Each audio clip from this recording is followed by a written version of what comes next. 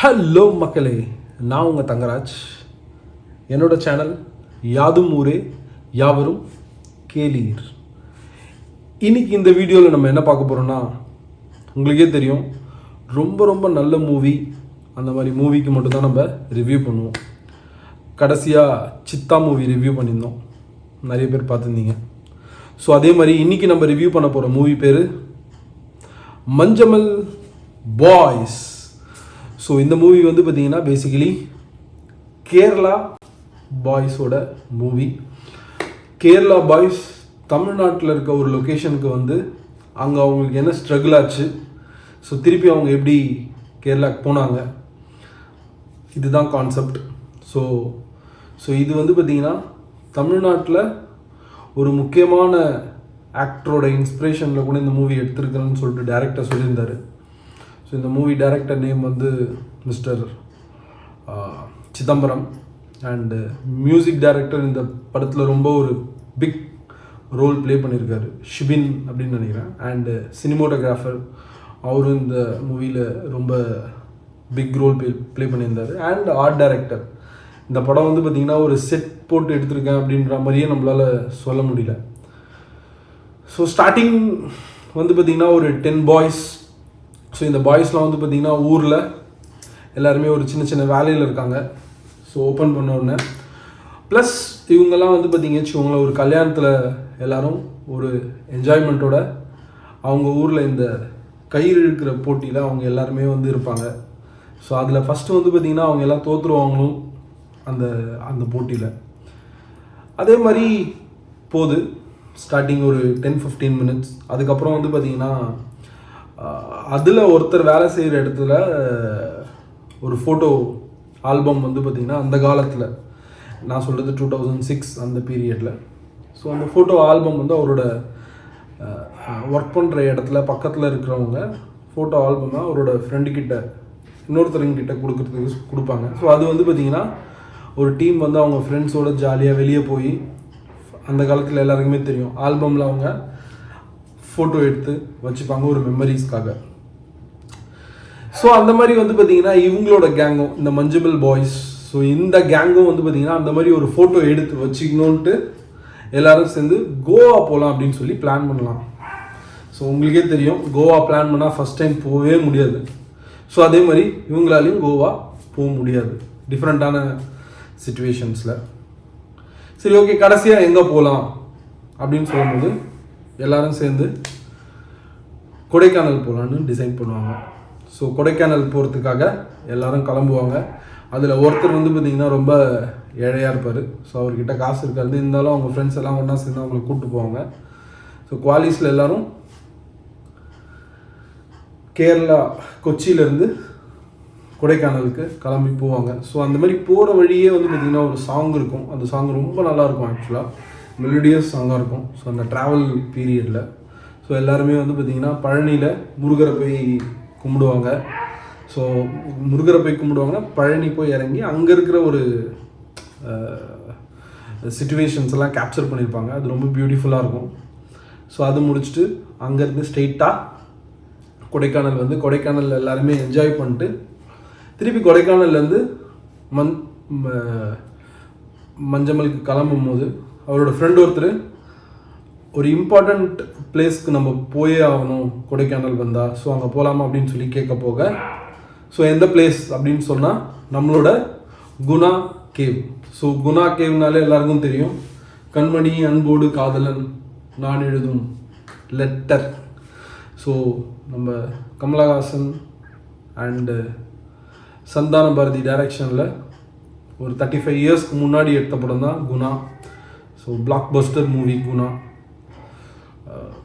அப்போ பிளாக் பஸ்டர் இல்லைனாலும் அப்புறமா எல்லாருக்குமே இந்த படம் ரொம்ப பிடிச்சிது. ஸோ அந்த மூவியோட ஒரு ஒரு ஒரு கருவை தான் வந்து டைரக்டர் வந்து எடுத்திருக்காரு. ஆக்சுவலாக அது வந்து த்ரூ அவுட் த மூவி பார்த்து கடைசியாக பார்க்கும்போது தான் தெரியும்.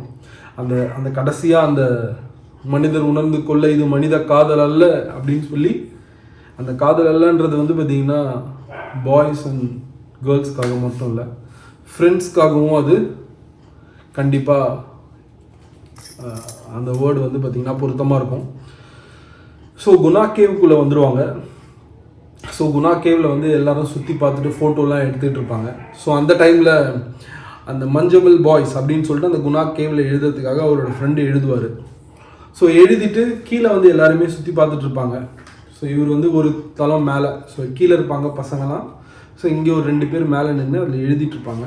எழுதிட்டு கீழேருந்து சுபாஷ் அப்படின்னு சொல்லிட்டு ஒருத்தர், ஸோ மேலே வந்து பார்த்திங்கன்னா கொட்டன் அண்ட் இன்னொருத்தர் சீரஜ், அந்த மாதிரி 2 பேர் நின்று எழுதிட்டுருப்பாங்க.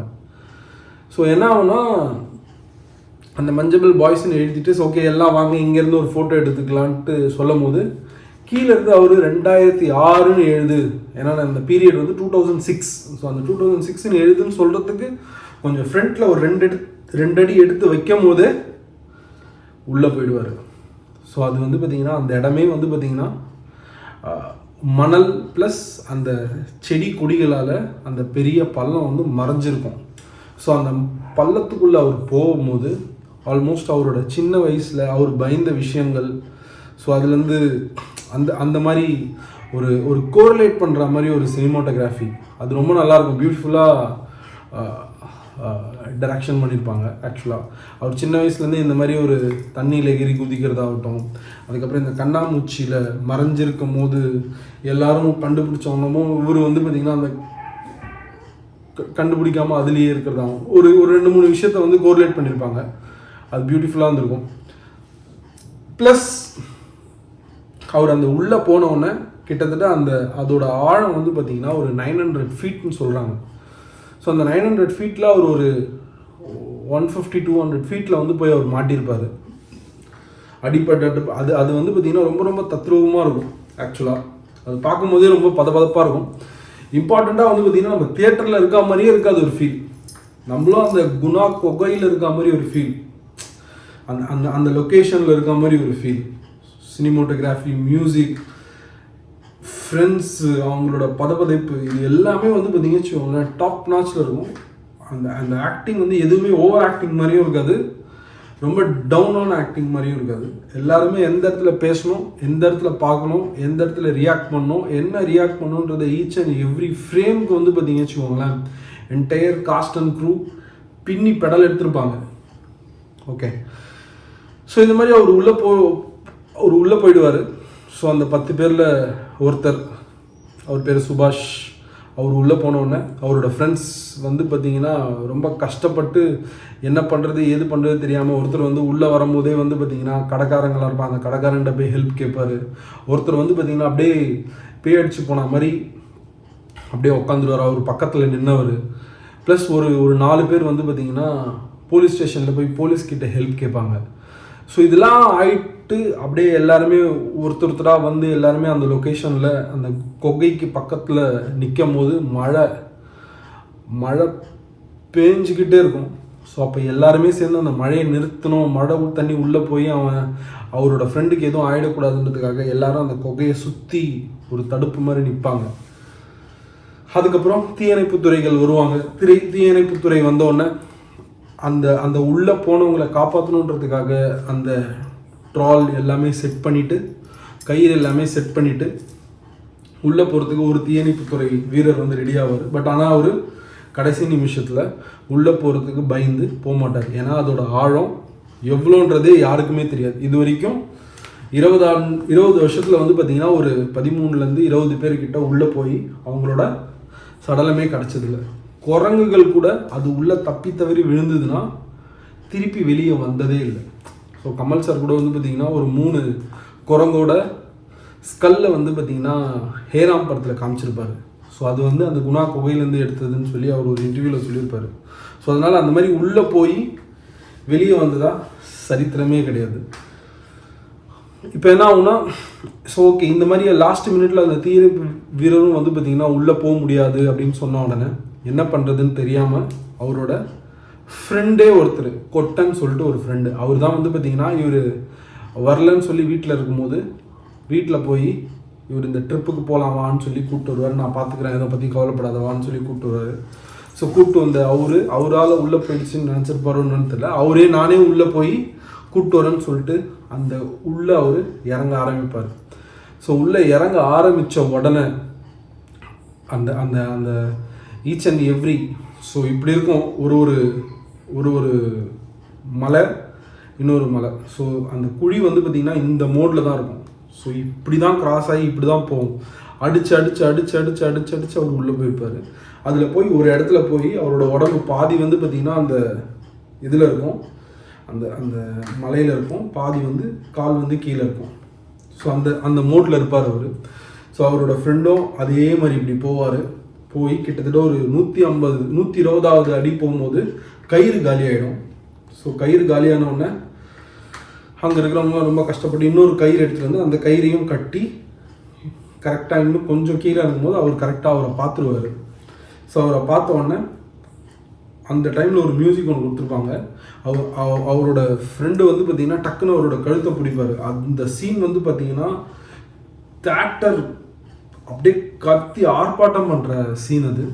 ஏன்னா அவர் அவர் அவர் வந்து அழகாக கட்டி அவர் தூக்கும் போது கரெக்டாக அவருக்கு ஒரு மாதிரி பயம் வந்து அவரை பிடிச்சிருவார்.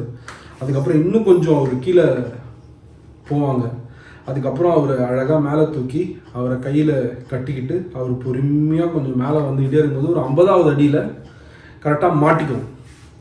ஸோ 50 ஃபீட்டில் வந்து பார்த்திங்கன்னா அவரால் மேலே ஏற முடியாமல் அது மாட்டிக்கும்.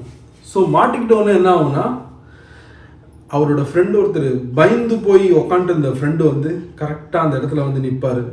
நின்னோடனே அவங்களோட அதுக்கு முன்னாடி என்ன ஆகும்னா அவர் கீழே போய் அவர் ஃப்ரெண்டு வந்து கழுத்தை பிடிச்சோன்னா கீழே போயிடும். கீழே போனோடனே என்ன ஆகுனா அந்த தீயணைப்பு வீரர்கள் எல்லாமே பிடிச்சிருப்பாங்க, அந்த கயிறை பிடிச்சி இழுத்துட்டு இருப்பாங்க.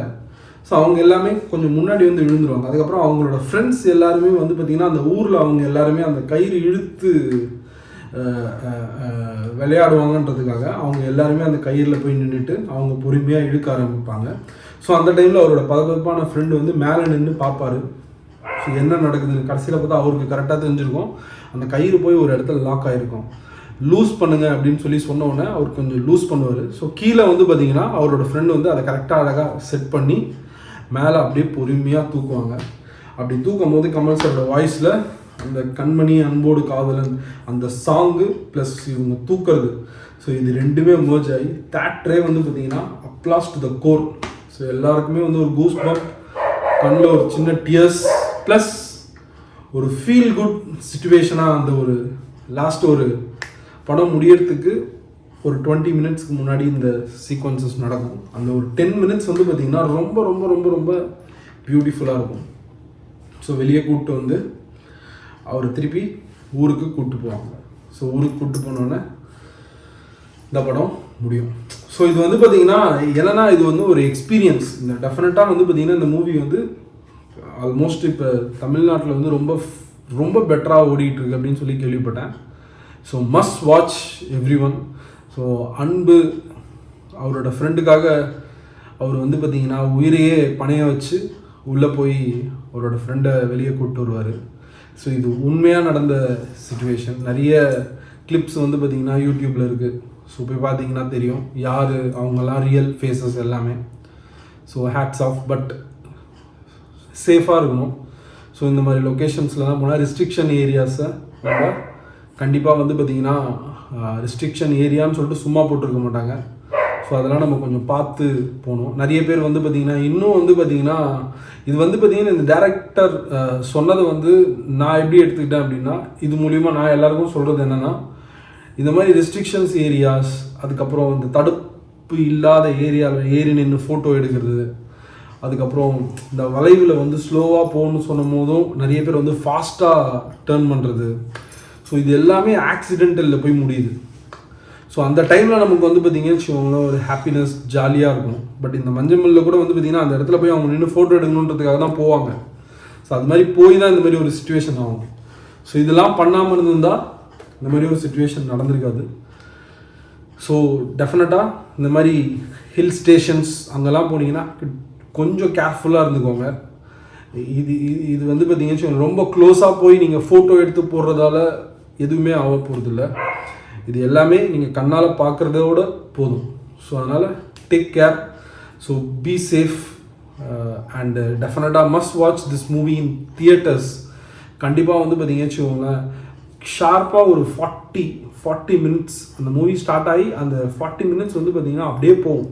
அதுவும் இப்படி தான் போகும். ஸோ இந்த மாதிரி போகும், அப்படியே போய் இப்படி நின்றோம். 40 மினிட்ஸ்க்கு அப்புறம் எண்டு வரைக்கும் இப்படி தான் நிற்கும். அந்த ஸ்க்ரீன்லேருந்து உங்களால் கண்ணே எடுக்க முடியாது. ஸோ அந்தளவுக்கு சினிமோட்டோகிராஃபி, மியூசிக், டைரக்ஷன்ஸ் எல்லாமே top notch. So must watch in theatres. டெஃபினட்டாக வாட்ச் பண்ணுங்கள். இதில் வந்து பார்த்தீங்கன்னு வச்சுக்கோங்களேன், எந்த ஒரு டிஃப்ரெண்ட் டைப் ஆஃப் கண்டென்ட்ஸ்லாம் எதுவுமே இல்லை. இது யூ சர்டிஃபிகேட் மூவி. ஸோ குழந்தைங்களோடவும் போய் பார்க்கலாம். ஸோ தட் அவங்களுக்கு அந்த சீரியஸ்னஸ் எல்லாமே புரியும். ஸோ சேஃபாக இருக்கணும் அப்படின்றது. ஸோ இந்த மாதிரி லொக்கேஷன்லாம் போனால் நம்ம கொஞ்சம் சேஃபாக இருக்கணும். ஸோ நான் இதுலேருந்து என்ன டேக்அவே எடுத்துக்கிட்டேன்னா, safety is very very important then anything. Okay, so thank you so much. என்னோட சேனல் யாதும் ஊரே யாவரும் கேளீர். கண்டிப்பாக இந்த வீடியோ உங்களுக்கு பிடிச்சிருக்கும்னு நான் நம்புகிறேன். என்னோட வீடியோ பிடிச்சிருந்தா சப்ஸ்கிரைப் பண்ணுங்கள். Okay, thank you so much. Bye bye, love you all.